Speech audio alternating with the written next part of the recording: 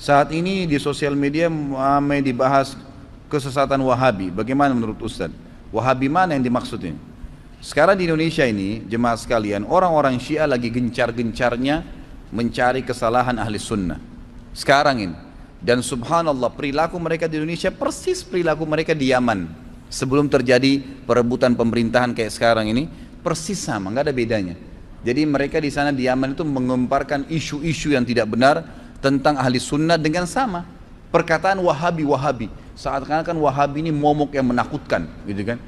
Dan itu pusatnya di Saudi. Padahal di Saudi ini orang belajar Al-Quran dan Sunnah, pusatnya. Nabi Muhammad SAW 13 tahun di Mekah, 10 tahun di Madinah, dan sampai hari ini sunnah Nabi SAW masih dijaga, masjidnya masih ada, ya, kemudian ajaran-ajarannya masih semua sempurna.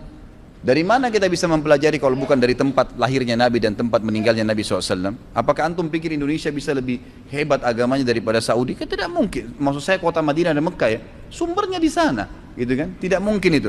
Tapi itu diangkat seakan-akan momok menakutkan. Itu yang diangkat oleh mereka. لبيك لبيك اللهم لبيك لبيك لا شريك لك لبيك إن الحمد والنعمة لك والملك لا شريك له لبيك اللهم لبيك لبيك لا شريك لك لبيك إن الحمد والنعمة لك والملك لا شريك لك لبيك اللهم لبيك لبيك اللهم لبيك لبيك لا شريك لك لبيك إن الحمد والنعمة لك والملك لا شريك لك لبيك اللهم لبيك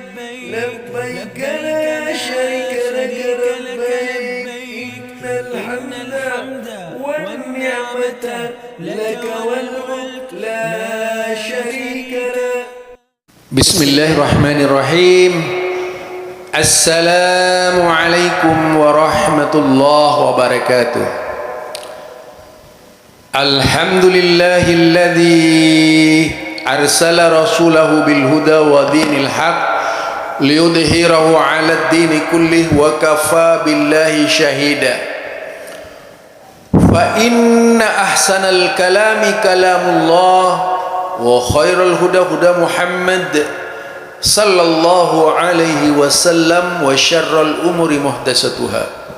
Halo, kembali bersama saya Zulkarnain El-Maduri dengan tema baru, masalah baru, juga aktual serta hangat. Kali ini tema berkaitan dengan isu Wahabi. Sebenarnya punya motif sangat luar biasa. Di Yaman, sebelum terjadi peperangan di Yaman, isu Wahabi di Yaman ini sangat marak, disenandungkan oleh orang-orang Syiah Hutsi dan kelompok-kelompok Sufi pada waktu itu yang tiada henti-hentinya menggunakan seruling anti Wahabi.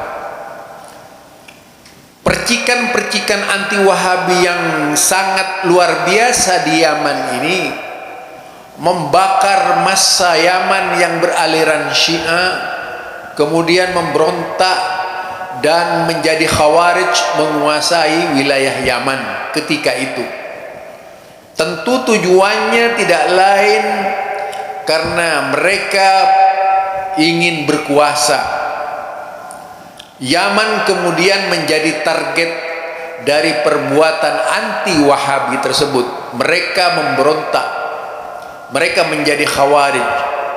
Lah sekarang lengkeng dan tiupan anti Wahabi terjadi di Indonesia, dilakukan oleh dua gelombang.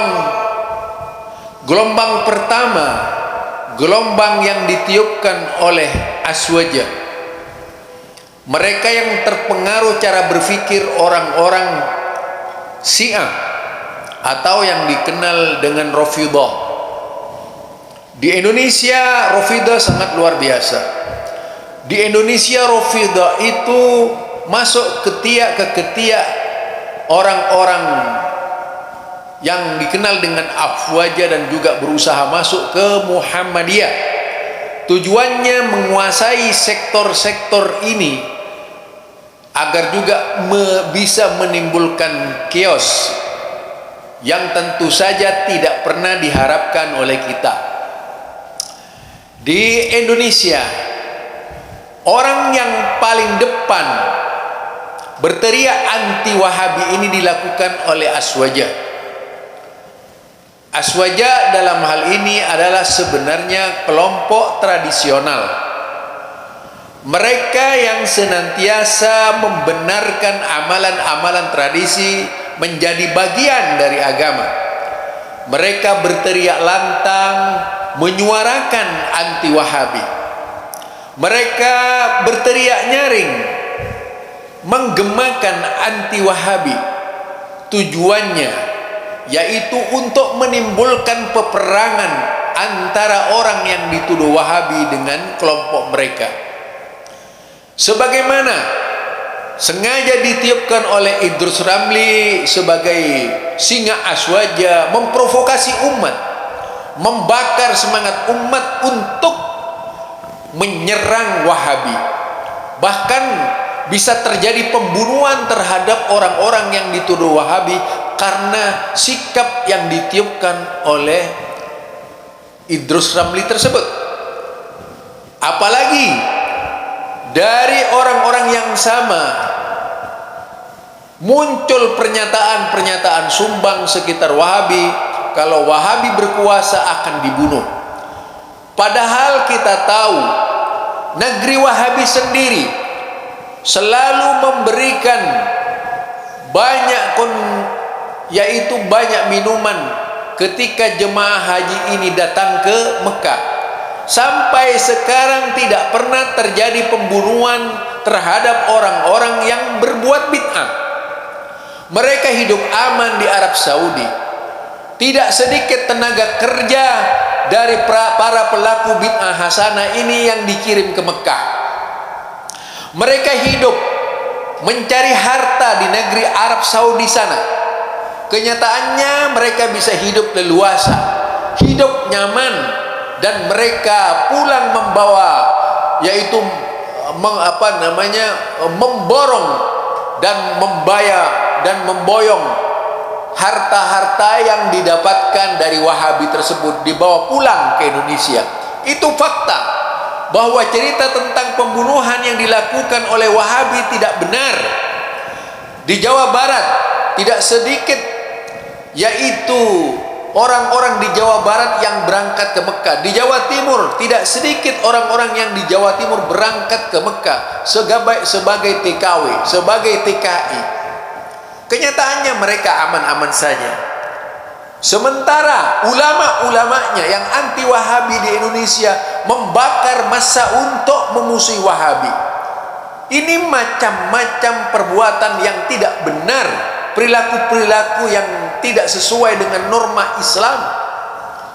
Padahal selama ini yang menjamin keberadaan orang-orang Indonesia itu di Arab Saudi adalah Arab Saudi. Lihat saja ketika di Mekah, ratusan ribu orang pelaku bid'ah hasanah yang datang ke Arab Saudi diperlakukan layaknya sebagai tamu Allah, tidak ada satupun yang dirugikan. Arab Saudi menyediakan berbagai tempat minum gratis di seluruh perjalanan, mulai dari kota Mekah sampai Madinah, sampai ke tempat yaitu ketika kita berada di Arafah, di padang Arafah untuk wukuf di Arafah, semuanya disediakan air, termasuk di Mina disediakan air oleh Arab Saudi. Lalu Jika kita pertanyakan kepada orang-orang yang anti Wahabi yang pernah ke Mekah, apakah mereka itu pernah disakiti oleh Wahabi? Saya sendiri, Zulkarnain El-Maduri, lama di Mekah, tidak ada satupun ya orang-orang Wahabi yang kemudian mengancam saya. Bahkan kemana-mana saya sering makan gratis, itu satu bukti. Jadi betapa bohongnya kelompok-kelompok anti Wahabi ini meniupkan kebencian, apalagi kemudian mengumandangkan perang sebagaimana yang dilakukan oleh Idrus Ramli, ingin membuat chaos Indonesia. Ini adalah kejahatan yang sangat berbahaya bagi bangsa Indonesia sebenarnya. Orang-orang seperti ini yang menjadi bibit-bibit kehancuran negara karena meniupkan anti perdamaian. Orang-orang seperti Islah Bahrawi yang meniupkan fitnah kemana-mana itu yang harus diwaspadai, karena orang seperti itu akan sangat berbahaya bagi Indonesia. Mereka tidak akan ada henti-hentinya, padahal selama ini aman-aman saja. Mengapa lalu muncul seorang Islah Bahrawi meniupkan kebencian? Padahal tidak ada apa-apa, puluhan tahun aman Indonesia. Sejak Indonesia merdeka sampai sekarang, tidak ada satupun orang Indonesia yang disakiti oleh Wahabi. Tapi muncul sosok Islah Bahrawi meniupkan kebencian kepada Wahabi. Siapa dia sebenarnya? Itu yang perlu dipertanyakan, perlu dipertegas. Siapa dia? Siapa dia? Karena terus terang saja, corong kebencian anti Wahabi ini muncul dari Syiah, orang-orang Syiah yang mempermainkan orang-orang Wahabi. Peristiwa Mekah beberapa tahun yang lalu yang terjadi di terowongan Mina, semua dipicu oleh Syiah, sehingga banyak menelan korban yang luar biasa, dan korbannya itu dari orang-orang Indonesia juga. Toh mereka ini dari kalangan Aswaja yang menjadi korban. Nah sekarang kita mari buktikan siapa sebenarnya yang penjahat perang, yang mengumandangkan peperangan di Indonesia ini siapa? Wahabikah atau Aswaja? Ini yang tentu kita pertanyakan. Mereka inilah yang menjadi penjahat-penjahat perang di Indonesia. Sungguh sangat berbahaya sekali bagi bangsa Indonesia. Sungguh bahaya sekali bagi perdamaian. Cobalah buktikan. Mana ada seperti yang dikatakan oleh Islah Bahrawi bahwa Wahabi itu adalah sarang teroris.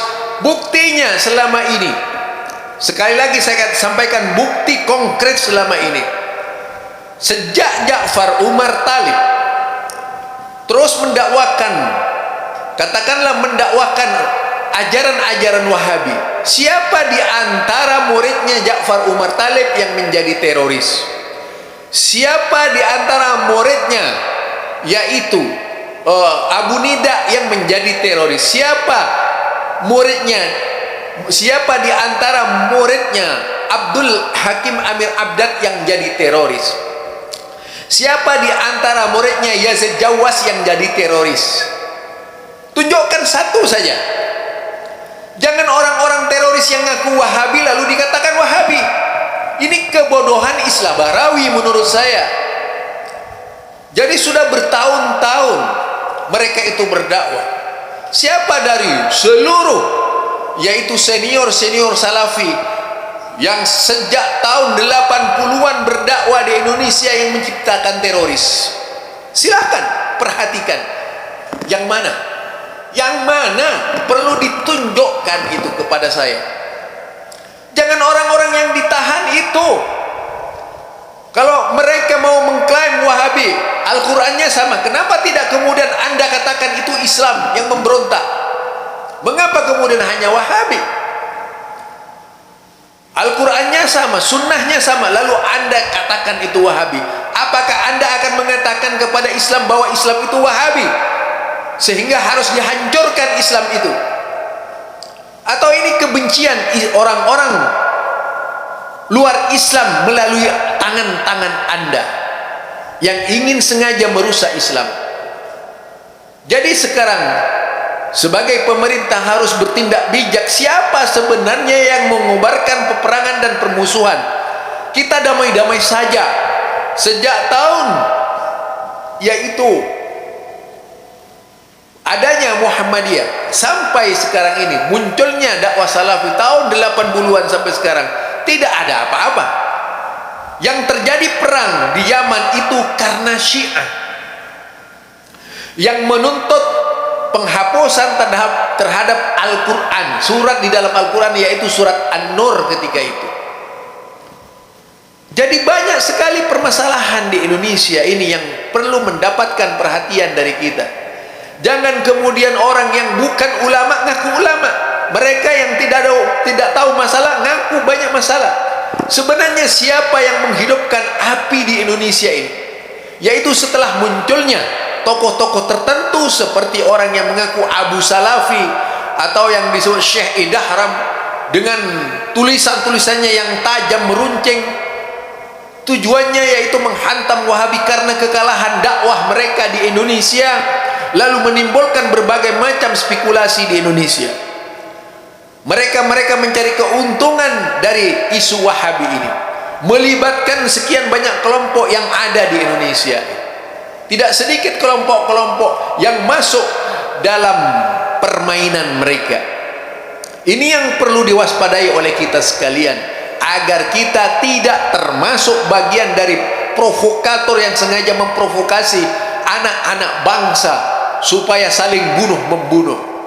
Ini barangkali dari saya, Zulkarnain El-Maduri. Tetap saja kita dengan NKRI dan Pancasila. Subhanakallahumma wa bihamdika asyhadu an la ilaha illa anta astaghfiruka wa atubu ilaik. Assalamualaikum warahmatullahi wabarakatuh.